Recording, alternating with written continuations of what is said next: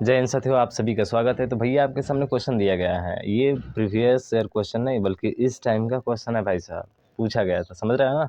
और पिछले वर्ष जितना 2019 से अब तक पूछे गए हैं उन सभी क्वेश्चंस को मैं डिस्कस करूंगा। बस आप हमारे साथ बने रहिए और इस वीडियो को ज़्यादा से ज़्यादा शेयर कीजिए।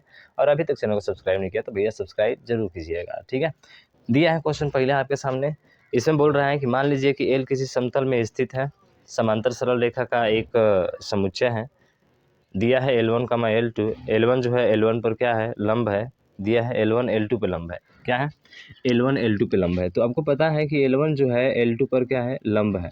तो इसमें तीन चीज़ें दिया है हमको। पहला जांच करना है समतुल्य का, दूसरा आपको जांच करना है सममित का, और तीसरा आपको जांच करना है संक्रामक का। हालांकि एक और होता है, एक चौथा नंबर होता है तुल्यता संबंध, यही होता है। तो समतुल्य कब होता है, जैसे कि कहा है कि L1 L2 पर क्या है, लंब है ना। तो हम लोग देखेंगे कि क्या L1 के ऊपर लंब हो सकता है कि नहीं। ये बताइए, क्या L1 कभी L1 के ऊपर लंब होगा? सर L1 कभी L1 के ऊपर लंब हो ही नहीं सकता है मेरे भाई। L1 खुद के ऊपर खुद कोई लंब हो सकता है क्या? मैं अपने ऊपर अलंब हो सकता हूँ क्या? मेरे ऊपर, मैं अपने ऊपर खड़ा हो सकता हूँ क्या? नहीं ना, तो ये नहीं हो सकता। इसका मतलब समतुल्य तो नहीं है, इसका मतलब समतुल्य तो नहीं है। कन्फर्म हो गया। सममित की बात करें तो सममित में ये होता है कि जैसे कि L1 L2 पर लंब है, L1 क्या है, L2 पर लंब है। तो क्या इसका उल्टा L2 L1 पर लंब होगा? आप कहेंगे बिल्कुल सर। अगर यदि ये इस पर लंब है, मान के चलिए L2 है, ये लंब है, और L2 जो है L1 पर, फिर L2 जो है लंब है आपका, तो इन दोनों के मध्य कितने डिग्री का कोण बनेगा? 90 डिग्री का कोण बनेगा भैया। अरे जब 90 डिग्री का कोण इन दोनों पर बनता है तो क्या होता है? अरे सर वही होता है जो होता है क्या सर, समकोण ये भी बनेगा, ये भी समकोण बनेगा। इसका मतलब कि सममित संबंध आपका है। क्या है? सममित संबंध है। इससे ऑप्शन आप टिक कर सकते हैं, ठीक है। तीसरा बात करें हम लोग, सर संक्रामक है कि नहीं। तो इसमें क्या करते हैं कि L1 अगर समांतर है L2 के, तो मान लेते हैं कि क्या L2 जो है समांतर होगा L3 के, L2 भी समांतर होगा L3 के। तो इसमें और इसमें कंडीशन देखते हैं, यानी कि L1 क्या L3 के समांतर होगा? तो आप कहेंगे नहीं सर, कभी नहीं हो सकता है। अरे इसके बारे में कुछ बताया है क्या इसने? नहीं बताया भैया। तो नहीं बताया तो हटे ना। इसका मतलब है कि आपका सममित है लेकिन समतुल्य और संक्रामक नहीं है। और ये ऑप्शन नंबर आपके बी में दिया गया है, इसलिए इसका बी क्या होगा, राइट आंसर हो जाएगा। समझ में आया क्या? तो लाइक कीजिए और इसको ज़्यादा से ज़्यादा शेयर कीजिए, ठीक है। चलिए, ये कंफर्म हो गया ना, आपको कोई भी दिक्कत नहीं हुआ। नेक्स्ट क्वेश्चन देखिए और इसको सॉल्व करने का प्रयास कीजिए। पहले खुद पूछ कीजिए, उसके बाद सॉल्व करिए, फिर देखिए इस वीडियो को, ठीक है ना। दिया है कि f(x) बराबर x का स्क्वायर प्लस 5। f(x) बराबर क्या है सर, x का स्क्वायर प्लस 5 है। तो इसका मैं डायरेक्ट आपको बताऊं तो आप फिगर बनाइए, और ये याद रखेंगे तो और अच्छा है कि इस कंडीशन में, स्क्वायर वाले की कंडीशन में, ना तो ये आच्छादक होता है और ना ही ये एकैकी होता है। इसके अकॉर्डिंग देखा जाए तो सीधा आपका ऑप्शन नंबर डी क्या होगा, राइट आंसर हो जाएगा। स्क्वायर के साथ कोई भी नंबर जोड़े भाई, आपको आंख बंद करके ना तो एकैकी होगा और ना ही आच्छादक होगा। समझ रहे हैं ना।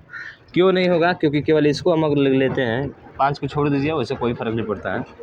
अगर एक यहाँ पे लेते हैं और यहाँ पे एक लेते हैं, यहाँ पे 0, यहाँ पे -1, यहाँ पर भी 0, यहाँ पे -1, तो जब एक का स्क्वायर करेंगे तो एक ही आएगा, -1 का स्क्वायर करेंगे तब भी एक ही आएगा। तो क्या ये एकैकी हो सकता है? नहीं। एकैकी फलन वो फलन होता है जब प्रत्येक अवयव का संबंध उसके प्रत्येक अवयव से होता है, उसके अद्वितीय अवयव से होता है। मतलब केवल एक से ही होगा, एक से ये केवल एक ही से जुड़ेगा, लेकिन ये भी जाकर इसी से जुड़ गया ना भाई साहब। अरे एक राजा की दो दो रानियाँ, और जब एक राजा की दो दो रानियाँ होती हैं तो इस कंडीशन में वो फलन बहु एकैकी होता है, एकैकी नहीं होता है। समझ रहे हैं ना। और उसके बाद से एक छूट जाए अगर इधर तो वो अंतरक्षेपी होता है, इधर छूट जाए तो अंतरक्षेपी होता है। क्या होता है? अब माइनस छूटेगा कि नहीं? छूटेगा, तो ये अंतरक्षेपी होगा, जिसके कारण ना तो ये एकैकी होगा और ना ही आच्छादक होगा। ये बहु एकैकी और अंतरक्षेपी होगा। अब आया समझ में बात? दिमाग में घुसाइए, समझ रहे हैं ना। तो सर इसका ऑप्शन नंबर डी क्या होगा, राइट आंसर हो जाएगा। ना तो एकैकी और ना ही आच्छादक, ठीक है। चलिए नेक्स्ट क्वेश्चन देखिए। अगला क्वेश्चन आपसे बोला हुआ है, बहुत ही बेहतरीन क्वेश्चन है।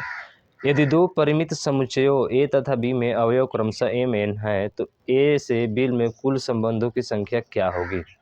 कुल संबंधों की संख्या क्या होगी? तो कुल संबंध की संख्या के लिए फार्मूला होता है भाई साहब, जैसे दिया है ना ए और बी में एम और एन है, तो सीधा ए और बी में कितने हैं, तो ए और बी है ना, तो ए और बी का मतलब कि कितना है सर, ए और बी है 2 है तो 2 हो जाएगा, और इसका बोला है एम और इसका बोला है एन, तो सीधा क्या होता है सर, इसका होता है M plus M into N. ठीक है, संबंधों की संख्या पूछे तो क्या होगा, 2 का पावर एम गुणे एन होता है, ये ध्यान रखिएगा। अगर कुल अवयव पूछता है, क्या पूछे आपसे, अगर कुल अवयव पूछे तो सीधा एम इंटू क्या कर दीजिए, एन कर दीजिए, आ जाएगा। जैसे ए में मान के चलिए, ए में मान लेते हैं कि 2, 3 और 5 है, ठीक है, और इसमें 2 और 4 है, तो पूछे कि अवयव की संख्या कितनी होगी, कुल अवयव कितने होंगे, तो सर ये 3 है और ये 2 है, 3 दूना का कितना हो जाएगा, 6 हो जाएगा।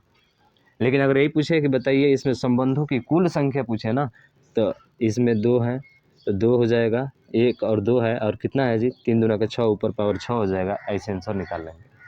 समझ में आया ना? तो ध्यान रखिएगा कितना होगा, 2 का पावर एम गुणे एन किस ऑप्शन में है, तो सर एम एन गुणा कराएंगे तो एम एन हो जाएगा, यानी कि 2 का power M N, option number B आपका राइट आंसर हो जाएगा, यानी क्वेश्चन नंबर 3 का। समझ में आया? ठीक है, तो शेयर कीजिए, और अभी तक चैनल को सब्सक्राइब नहीं किया भाई सब्सक्राइब जरूर कीजिए, ठीक है ना। पूरा प्रीवियस और क्वेश्चन अभी टॉपिक वाइज मैं आपको बताऊंगा, कोई दिक्कत कहीं पे नहीं होगा। अब देखिए अगला क्वेश्चन दिया है कि 1 2 3 4 5 6 7 दिया है आपका, पूछा है कि बताइए एक संबंध तो निम्नलिखित में से सही संबंध का चयन कीजिए। क्या संबंधहीन है, तुल्य संबंध है, तुल्यता संबंध है, या रिक्त संबंध है? तो देखिए इसमें बात करें हम लोग तो एक होता है तुल्य संबंध, जिसको स्वतुल्य संबंध हम लोग बोलते हैं, यानी कि तुल्यता संबंध कब होता है, तुल्यता संबंध जब सममित भी होता है, संक्रामक भी होता है, और स्वतुल्य भी होता है, तभी वो क्या होता है, तुल्यता संबंध होता है। क्या होता है, तुल्यता संबंध होता है। लेकिन तुल्य संबंध, देखिए तुल्य संबंध दिया है, तुल्य संबंध मतलब वही स्वतुल्य संबंध, और तुल्यता संबंध मतलब तीनों, स्वतुल्य, सम्मित और संक्रामक तीनों होने चाहिए, तब तुल्यता संबंध होगा आपका, समझ रहा है ना, नहीं तो केवल तुल्य संबंध होता है। अतुल्य संबंध कब होता है, जब प्रत्येक अवयव का संबंध प्रत्येक अवयव से होता है, यानी उसी अवयव का संबंध उसी अवयव से होता है, वही आपका कहलाता है तुल्यता संबंध कहलाता है। ठीक है, तुल्य संबंध कहलाता है, तुल्यता नहीं, तुल्य। तो इसका मतलब है कि सर 1 का 1 से होगा, 2 का क्या होगा, 2 से होगा, 3 का 3 से होगा, ठीक है, 4 का 4 से होगा, 5 का 5 से होगा, 6 का 6 से होगा, 7 का 7 से होगा, यही तो दिया है ना। इसका मतलब ये तुल्य संबंध है। कौन सा है, तुल्य संबंध है। समझ रहे हैं ना, तो केवल ऑप्शन नंबर आपका बी ही राइट इसका हो जाएगा। तुल्यता संबंध नहीं होगा, क्योंकि तुल्यता संबंध के लिए क्या चाहिए, तुल्यता संबंध के लिए चाहिए कि जैसे बात करें हम कि जैसे मान के चलिए 2 पर 2 आ गया, तो 2 से फिर स्टार्ट होने वाला चाहिए, समझ रहे हैं ना, तो सम्मित होगा, वो तो है ही नहीं है, तो केवल उसी अवयव का उसी अवयव के साथ संबंध दिखा दिया है, इसलिए ये तुल्य संबंध होगा। तो बोले तो ऑप्शन नंबर बी इसका क्या होगा, राइट आंसर। ठीक है, नेक्स्ट क्वेश्चन देखिए, सेम ऐसे ही क्वेश्चन है, आप आसानी से बता सकते हैं। बोला है कि आर में निम्न प्रकार परिभाषित हैं 1 2 2 2 1 1 4 4 1 3 3 3 3 2 यह संबंध है। तो स्वतुल्य होने का मतलब क्या है, स्वतुल्य मैंने अभी बताया, 1 का संबंध 1 से या तुल्य संबंध भी बोलते हैं, 2 का संबंध 2 से ही होना चाहिए, 3 का 3 से ही होना चाहिए, 4 का 4 से ही होना चाहिए, 4 ही तक है। तो देखिए क्या ये सब मिल रहे हैं, 1 पर 1 मिल रहा है, 2 पर 2 मिल रहा है, 3 पर 3 मिल रहा है, 4 पर 4 मिल रहा है, तो आपका स्वतुल्य हो गया। क्या हो गया भाई, स्वतुल्य हो गया। समझ में आ गया, प्रत्येक अवयव अगर मिलते हैं तो स्वतुल्य संबंध आपका होता है। ठीक है, फिर बात करें हम लोग तो स्वतुल्य तो है। सम्मित की बात करें तो सम्मित में जैसे हम लोग लेते हैं, यहाँ पे जैसे कि 1 पर 2 ले रहे हैं, सम्मित में 1 पर 2 ले रहे हैं, तो हमारा 2 पर भी क्या आना चाहिए, 1 आना चाहिए। उसका उल्टा कोई दिख रहा है आपको इसमें, 1 2 लेते हैं, क्या 2 1 है, आप कहेंगे नहीं है सर। 2 2 लेते हैं तो इसको छोड़िए, 1 1 लेंगे तो भी नहीं होगा, 1 3 लेंगे तो क्या 3 1 है, नहीं है। इसका मतलब है कि सर ये सममित नहीं है, सममित नहीं है। जैसे उल्टा 1 को कोई ले रहा है ना भैया, तो उसका उल्टा देखिए क्या मिल रहा है उसमें, नहीं मिलेगा तो नहीं होगा। ठीक है, तो इसका मतलब सममित नहीं है। तो अब देखिए सममित नहीं है। संक्रामक की बात करें तो संक्रामक की बात करें, जैसे हमने 1 2 लिया है, तो अब 2 से कोई और भी नंबर आना चाहिए, यानी कि इसी से। तो 2 से कोई और नंबर है देखिए, तो सर 1 2 लिया है तो 2 2 है, 1 लिया है तो क्या है 2 2 है, लेकिन 1 लिया है तो 2 2 तो है यहाँ पे, ठीक है। ये दोनों सेम भी नहीं होना चाहिए, ये भी नहीं होगा। तो 1 3 पर देखते हैं, 1 3 है तो क्या 3 से कोई अलग दूसरा नंबर स्टार्ट हो रहा है? बिल्कुल। 3 पर एक 2 है, तो फिर क्या 1 और 2 मिल रहा है उसमें? तो आप कहेंगे बिल्कुल सर 1 और 2 भी मिल रहा है। इसका मतलब है कि ये संक्रामक संबंध है। संक्रामक संबंध जांचने आ रहा है? नहीं आ रहा तो वीडियो देखिए यार, हर एक क्वेश्चन आसानी से आएगा आपको। संक्रामक का मतलब होता है कि कोई 1 3 ले रहे हैं ना, तो 3 से शुरू होना चाहिए, 3 और 2 होना चाहिए, फिर पहले और तीसरे का भी कॉम्बिनेशन होना चाहिए। तो 1 और 2 मिल रहा है, जो कि ऑप्शन में दिख रहा होगा आपको। तो इसका मतलब है कि सर केवल ये सममित नहीं है, इसका मतलब है कि स्वतुल्य तथा संक्रामक नहीं, सममित तथा संक्रामक है, सममित तथा ये भी नहीं होगा, तुल्यता संबंध तो होगा ही नहीं, ठीक है। तो देखिए हमने कहा कि सर संक्रामक है और स्वतुल्य है, लेकिन सममित नहीं है, सममित नहीं है। तो देखिए सममित नहीं है, किस ऑप्शन में है? तो ऑप्शन नंबर देखेंगे तो आपका बी नंबर हो जाएगा। क्या होगा? बी नंबर, यानी कि स्वतुल्य तथा संक्रामक है किंतु सममित नहीं है। समझ में आया क्या मेरे भाई? बताइए, समझ में आया ना? हाँ, अब पूछ रहा है कि द्विधारी संक्रियाओं की संख्या, द्विधारी संक्रियाओं की संख्या पूछ रहा है आपसे। तो देखिए द्विधारी संक्रियाओं की संख्या का फार्मूला लिख लीजिएगा। 2 होता है, ठीक है ना, 2 है ना इसमें अवयव, तो 2 होगा और 2 का पावर n होता है और n का स्क्वायर होता है। ये द्विधारी संक्रिया होती है, ठीक है ना। तो द्विधारी संक्रियाओं की संख्या ऐसे निकलता है।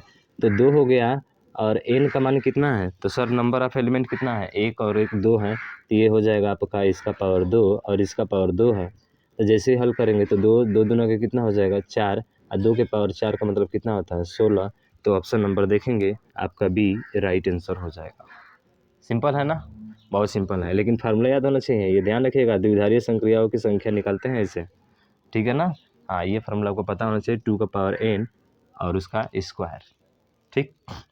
बिल्कुल सर, कोई दिक्कत नहीं है, ऐसा आसानी से हमारा हो गया। तो इतना ही क्वेश्चन थे, आप इन क्वेश्चन को देख लेंगे अच्छे तरीके से तो आपको अच्छे समझ में आ जाएगा और हर एक क्वेश्चन आसानी से आप कर लेंगे। तो मुझे आशा है आपको समझ में आया होगा।